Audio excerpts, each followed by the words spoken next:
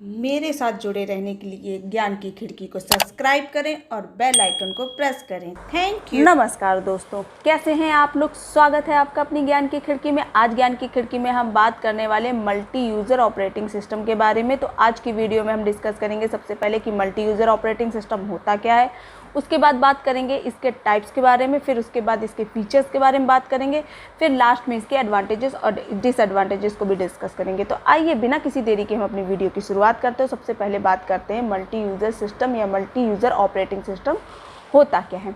Multi user operating system एक ऐसा operating system है जो एक से ज़्यादा यूज़र्स को सिंगल सिस्टम को एक्सेस करने की परमिशन देता है। मल्टी यूज़र ऑपरेटिंग सिस्टम में डिफरेंट यूज़र डिफरेंट टर्मिनल से कनेक्ट होते हैं और हम उन्हें नेटवर्क के थ्रू एक्सेस कर सकते हैं। Means multi user operating system वह है जो एक समय में एक से ज़्यादा यूज़र्स को सिस्टम एक्सेस करने की परमिशन देता है। ठीक है, यह ऑपरेटिंग सिस्टम यूज़र्स की रिक्वेस्ट को यूज़र के बीच में उनके ऑपरेशंस को स्विच करा के हैंडल करती है। इसमें अगर किसी एक पर्टिकुलर यूज़र की कोई प्रॉब्लम आती है या उसके सिस्टम पे कोई प्रॉब्लम आती है, उसके साथ कोई प्रॉब्लम आती है कि वो कनेक्ट नहीं हो पा रहा है, तो इसके अलावा किसी और यूज़र को वो अफेक्ट नहीं करते। मींस वो आसानी से अपना काम कर सकते। इसका बेस्ट एग्जांपल टिकट रिजर्वेशन है। आप कभी भी जब रिजर्वेशन के लिए जाते हैं, चाहे रेलवे के रिजर्वेशन में हो गया या एयरलाइन रिजर्वेशन हो गया, तो वहाँ पर आपके डिफरेंट विंडोज़ होती हैं और हर एक विंडो में कई लंबी लाइन लगी होती है और सबके सब रिजर्वेशन करा रहे होते हैं, लेकिन वो उन सब के ऑपरेशन एक पर्टिकुलर ऑपरेटिंग सिस्टम के थ्रू ही हैंडल होते हैं। वो इस तरीके से शो होते हैं कि अलग अलग सिस्टम पे काम हो रहा है, लेकिन वो आपस में रिसोर्सेज को शेयर कर सकते हैं। इसके बाद बात करते हैं हम type of multi user operating system. Mainly जो मल्टी यूज़र ऑपरेटिंग सिस्टम है वो 3 टाइप के हैं। पहला आ जाता है हमारा डिस्ट्रीब्यूटेड सिस्टम, उसके बाद आता है टाइम स्लाइस सिस्टम और इसके बाद नेक्स्ट आता है मल्टी प्रोसेसर सिस्टम। तो सबसे पहले हम बात कर लेते हैं डिस्ट्रीब्यूटेड सिस्टम का। तो डिस्ट्रीब्यूटेड सिस्टम को हम डिस्ट्रीब्यूटेड कंप्यूटिंग के नाम से भी जानते हैं। जब सेवरल ऑटोनॉमस कंप्यूटर मींस एक दूसरे पर डिपेंडेंट नहीं होते जो कंप्यूटर, वो आपस में कनेक्ट करके एक सिंगल सिस्टम की तरह यूज़ किए जाते हैं, तो डिस्ट्रीब्यूटेड सिस्टम कहलाते हैं। मींस 4 कंप्यूटर रखे हैं, वो एक दूसरे पे डिपेंडेंट नहीं है। मतलब अगर आपके 2 सिस्टम क्लोज हैं, बंद हैं, ऑफ हैं, तो आपके 2 सिस्टम वर्क कर रहे हैं। मींस वो एक दूसरे पे डिपेंडेंट नहीं हैं। वो सिस्टम जब आपस में कनेक्ट किए जाते हैं और एक सिंगल सिस्टम की तरह वर्क करते हैं, तो वो हमारा क्या कहलाता है, डिस्ट्रीब्यूटेड सिस्टम कहलाता है। डिस्ट्रीब्यूटेड सिस्टम बहुत सारे सॉफ्टवेयर कंपोनेंट के कलेक्शन से बनता है। इसमें मल्टीपल यूज़र होते हैं बट एक सिंगल सिस्टम की तरह रन करते हैं। मेनली डिस्ट्रीब्यूटेड सिस्टम 2 टाइप के होते हैं। सबसे पहला होता है हमारा लैन डिस्ट्रीब्यूटेड सिस्टम और दूसरा होता है हमारा वैन डिस्ट्रीब्यूटेड सिस्टम। तो इस जो लैन डिस्ट्रीब्यूटेड सिस्टम होता है, यदि सभी कंप्यूटर फिजिकली एक जगह पर कनेक्टेड हैं, मींस लैन नेटवर्क के थ्रू कनेक्टेड है, तो वहाँ पर जो सिस्टम होता है वो लैन डिस्ट्रीब्यूटेड सिस्टम होता है। इसके बाद बात आती है वैन डिस्ट्रीब्यूटेड सिस्टम की। तो अगर सभी कंप्यूटर अलग अलग जगह पर कनेक्टेड हैं, तो वहाँ पर वैन डिस्ट्रीब्यूटेड सिस्टम होगा। तो वैन डिस्ट्रीब्यूटेड सिस्टम का एग्जाम्पल एक तरीके से हो गया ई बैंकिंग, इंटरनेट बैंकिंग हो गई, कि इंटरनेट बैंकिंग को कहीं पर भी कोई भी पर्सन जो यूज़र है वो दुनिया के किसी भी कोने में बैठकर उसको यूज़ कर सकता है। इसके बाद नेक्स्ट आ जाता है हमारा टाइम स्लाइस्ड सिस्टम। इसमें हर एक यूज़र को एक टाइम स्लॉट एलोकेट कर दिया जाता है और उस टाइम पर वह अपना ऑपरेशन परफॉर्म करता है। मींस हर एक टास्क के लिए एक particular slot time period assign किया जाता है।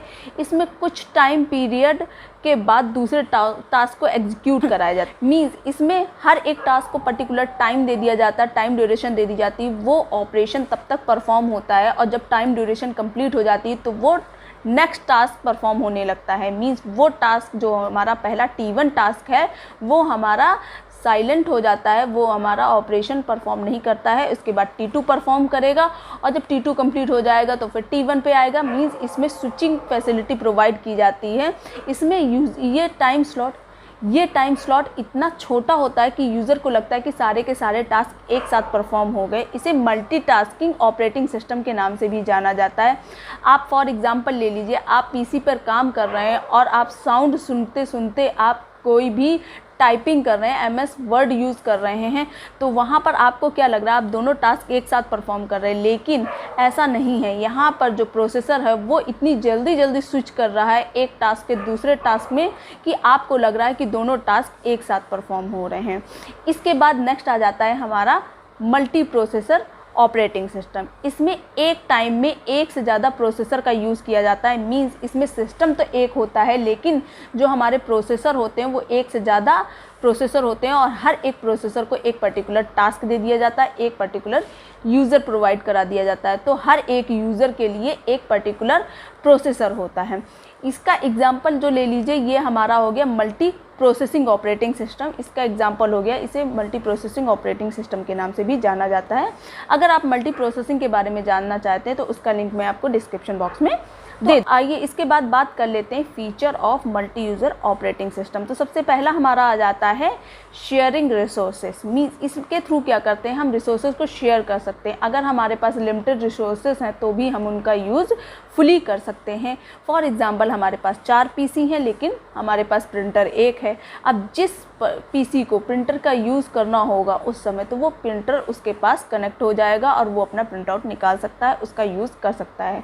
जिस टाइम पे भी, किसी भी टाइम पे जिस PC को प्रिंटर की नीड होगी वो उसके थ्रू, नेटवर्क के थ्रू कनेक्ट हो जाएगा और वो उसका यूज़ कर सकता है। इसके बाद नेक्स्ट आ जाता है मल्टीपल प्रोसेसिंग। मल्टीपल प्रोसेसिंग क्या हो गया, मीन्स एक टाइम पे एक से ज़्यादा प्रोसेसिंग परफॉर्म हो रही है, एक से ज़्यादा ऑपरेशंस परफॉर्म हो रहे हैं। फिर इसके बाद नेक्स्ट आ जाता है टाइम कंज्यूमिंग। ये टाइम को बचाता है। मींस इसके थ्रू क्या होता है, जब एक से ज़्यादा प्रोसेस एक साथ कंप्लीट हो रहे हैं तो टाइम जो होगा वो बचेगा। इसके बाद नेक्स्ट पॉइंट ये आ जाता है कि try too busy CPU। Means इसमें ज़्यादातर CPU को बिज़ी रखने की कोशिश की जाती है।